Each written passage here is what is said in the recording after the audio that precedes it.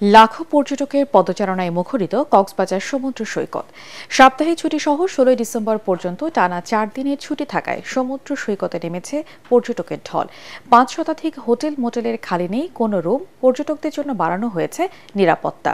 কক্সবাজার জেলা প্রতিনিধি মোয়াজ্জেম হোসেন শাকিলের রিপোর্ট, জানাচ্ছেন মুশফিকুর রহমান। স্কুলের বার্ষিক পরীক্ষা শেষ হওয়ায় অনেকেই পরিবার পরিজন নিয়ে ভ্রমণে এসেছেন কক্সবাজারে। অনেক প্রতিষ্ঠান মিটিংয়ের ভেন্যু হিসেবে সৈকতকে বেছে নিয়েছেন, ফলে লাখো পর্যটকের পদচারণায় মুখরিত এখন কক্সবাজার। পরীক্ষা শেষ, তাই আমি আমার ফ্যামিলি এবং আমার ফ্রেন্ডদের সাথে কক্সবাজারে ঘুরতে আসছি। বাচ্চাদের পড়াশোনা শেষ, পরীক্ষা শেষ, ওরা সারা বছর একটু পরিশ্রম করে, ওই জন্য বাচ্চাদেরকে বিনোদন দেওয়ার জন্য নিয়ে এসেছি।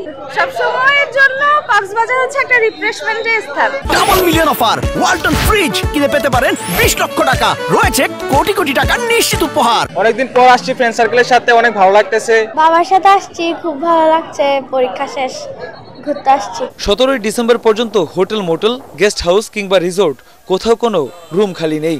18 ডিসেম্বর থেকে 25 ডিসেম্বর পর্যন্ত কিছু রুম খালি হওয়ার সম্ভাবনা থাকলেও 31st নাইট পর্যন্ত শতভাগ রুম অগ্রিম বুকিং নেওয়া হয়েছে বলে জানান হোটেল মালিকরা।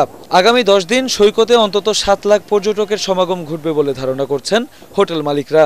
এমন অনাকাঙ্ক্ষিত ঘটনা ব্যতীত আমরা ইনশাল্লাহ এই ডিসেম্বর পাস করতে পারবো। এবং শুধু ডিসেম্বর নয়, এখন থেকে মার্চ পর্যন্ত, 30শে মার্চ পর্যন্ত কক্সবাজার পর্যটন নগরী পর্যটনে ভরপুর থাকার সম্ভাবনা দেখা দিয়েছে। পর্যটকদের নিরাপত্তার স্বার্থে ট্যুরিস্ট পুলিশের টহল দ্বিগুণ করা হয়েছে। পাশাপাশি গাইড হিসেবেও কাজ করছে ট্যুরিস্ট পুলিশ।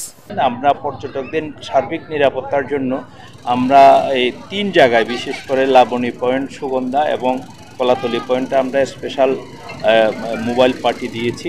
ভরা মৌসুমে কক্সবাজার ভ্রমণে আগে থেকেই হোটেল বুকিং করে যাওয়ার পরামর্শ দিয়েছেন সংশ্লিষ্টরা। মুশফিকুর রহমান, ATN বাংলা।